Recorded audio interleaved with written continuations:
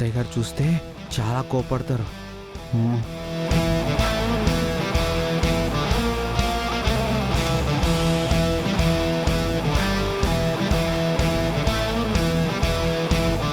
సుందరిని ఎలా కలవడం?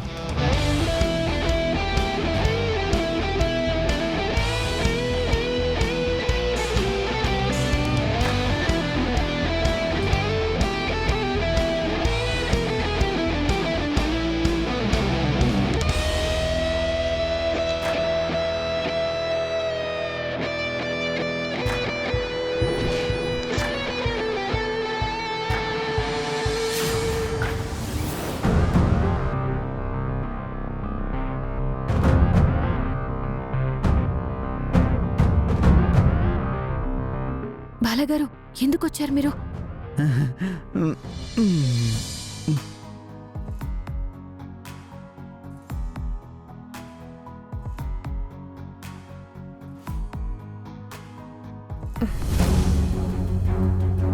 షుగర్ వేసినట్లేదే.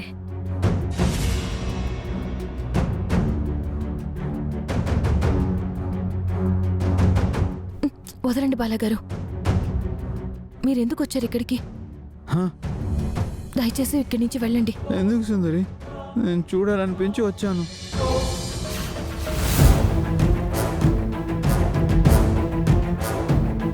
నువ్వు నాతో రా, మన ఇంటికి వెళ్ళిపోదాం. బాలగారు వద్దు.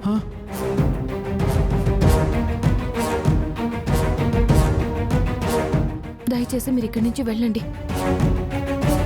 మీరు ఇక్కడికి రావడం మా అమ్మ చూస్తే లేనిపోని గొడవ జరుగుతుంది. అసలే మా అమ్మకి బాగాలేదని మీకు తెలుసు కదా. అవును, అత్తయ్య గారి బాగాలేదని తెలుసు. మీరు ఇక్కడికి వచ్చారని మీ బామ్మగారికి తెలిసినా మమ్మల్నే అంటారు. దయచేసి మీరు ఇక్కడి నుంచి వెళ్ళండి బాలగారు.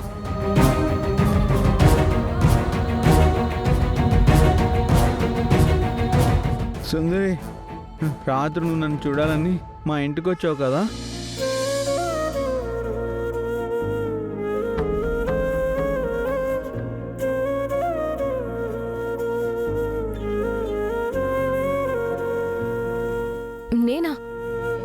నేనేం రాలేదే.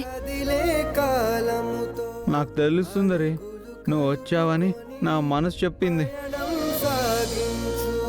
బాలగారు, మిమ్మల్ని వెళ్ళమని చెప్తున్నాను కదా, మీరు వెళ్ళండి. ఇంకేం మాట్లాడొద్దు. సుందరి, నన్ను నిజంగానే వెళ్ళిపోమంటున్నావా? నీ భర్తనే వెళ్ళిపోమంటున్నావా?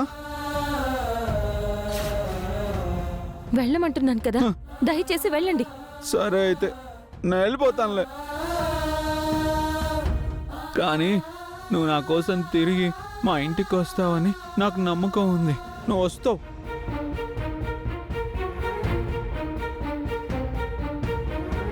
మన ఇద్దరిని ఆ దేవుడే కలుపుతాడు.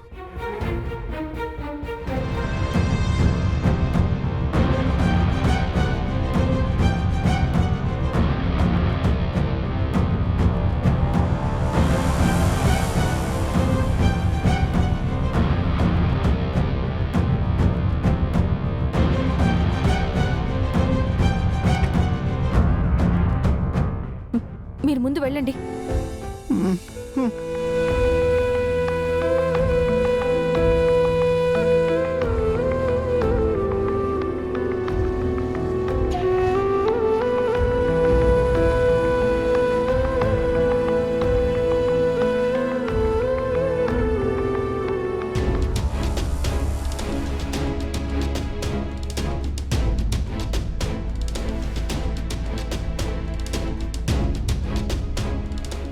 ఆ గాయత్రి, నీతో కొంచెం మాట్లాడాలి. నేను పరాయి వ్యక్తులతో మాట్లాడను. నేను పరాయి వ్యక్తినా? నేను ఈ మెడలో తాళి కట్టిన భర్తని. ఆ బంధం నా తండ్రిని చంపిన వ్యక్తి మీ అన్నయ్య అని చెప్పకుండా రహస్యంగా దాచిపెట్టినప్పుడే తెగిపోయింది. నువ్వనుకోగానే తెగిపోయేంత బలహీనమైన బంధం కాదు మంది. బలమైన ప్రేమ బంధం. ఆ బంధానికి సాక్ష్యం నీ కడుపున మోస్తున్న మన బిడ్డ.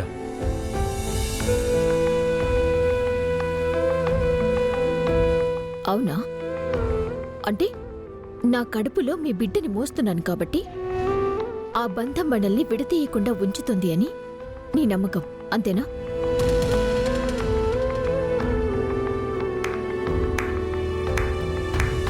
సుభాష్, ఏం లింక్ పెట్టవనంత్? ఈ బంధం ఏర్పడకముందే నా తండ్రి చావుకి కారణమేంటో నీకు తెలుసు. అంటే అది నువ్వు మనసులో పెట్టుకొని నువ్వు నాతో నాటకమాడావు. గాయత్రి, నువ్వు నన్ను అపార్థం చేసుకుంటున్నావు. నేను ఆ రహస్యాన్ని దాచింది మన కుటుంబం కోసమే, మీ అక్క జీవితం కోసం. అన్నయ్య వల్లే మీ నాన్నగారు చనిపోయారనే విషయం తెలిస్తే మీరందరూ డిస్టర్బ్ అవుతారు, అంతే తప్ప వేరే ఉద్దేశం లేదు. ఇంకా చాలా ఆపనంత్. నీ మాటలు నాకు చెప్పొద్దు. ఇలా పదే పదే వచ్చి నన్ను డిస్టర్బ్ చేయకు. నీ క్యారెక్టర్ ఏంటో నాకు మొత్తం తెలుసు. భార్య కడుపుతో ఉన్నా సరే వేరే అమ్మాయితో కాపురం చేసే వాళ్ళని ఏమంటారు?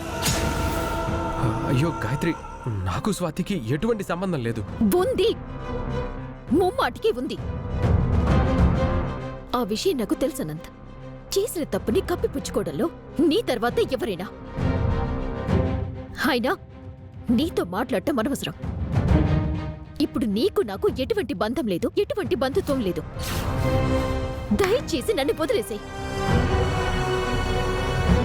నువ్వు ఏ బంధం లేదనుకున్నా నీ కడుపులో పెరుగుతున్న నా వారసుడే సమాధానం చెప్తాడు. ఆ బంధాన్ని కాదనుకోలేవు గాయత్రి. ఎప్పటికీ నీ కడుపులో ఉన్న బిడ్డకి తండ్రిని నేనే, అది గుర్తుపెట్టుకో. అపార్థాలు తొలగిపోయిన తర్వాత నన్ను వెతుక్కుంటూ నువ్వే వస్తావు. ఇప్పుడు నీకేమి చెప్పినా నువ్వు అర్థం చేసుకో. నీకెంత చెప్పినా సరే నీ మొండితనం, నీ ఆవేశం, నీ కోపం నన్ను దూరంగానే పెడతాయి. నీకు పుట్టబోయే బిడ్డకి తండ్రి ఎవరు అంటే అప్పుడు నువ్వే సమాధానం చెప్పాల్సి వస్తుంది.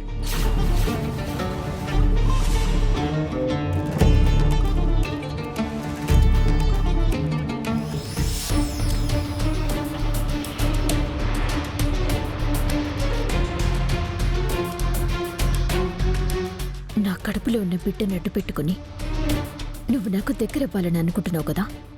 నా తండ్రిని చంపిన హంతకుడి కుటుంబం తాలూకా ఏ ఆనవాళ్ళు నాకు ఉండకూడదు. ఈ బిడ్డ కూడా నాకొద్దు. ఈసారి సుందరిని కలిసినప్పుడు సుందరి నేను మళ్ళీ శివపురం వెళ్ళిపోదామని చెప్తాను. వీళ్ళందరికీ దూరంగా వెళ్ళిపోతేనే ఏ సమస్య ఉండదని చెప్తాను. ఎలాగైనా సుందరిని ఒప్పించి నాతో పాటు శివపురం తీసుకెళ్ళిపోతాను.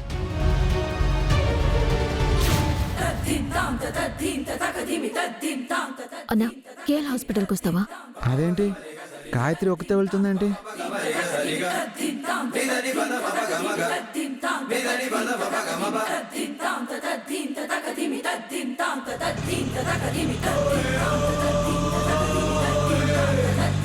కేఎల్ హాస్పిటల్ అంటుంది ఏంటి? ఏమైంటుంది పాపం? కడుపుతో ఉంది కదా, ఏమన్నా ప్రాబ్లం ఏమో. సరే వెళ్ళి చూద్దాం. ఆటో ఆటో ఆపు. ఎక్కడికి వెళ్ళాలి సార్? ఆటోని ఫాలో. రండి సార్, ఎక్కండి.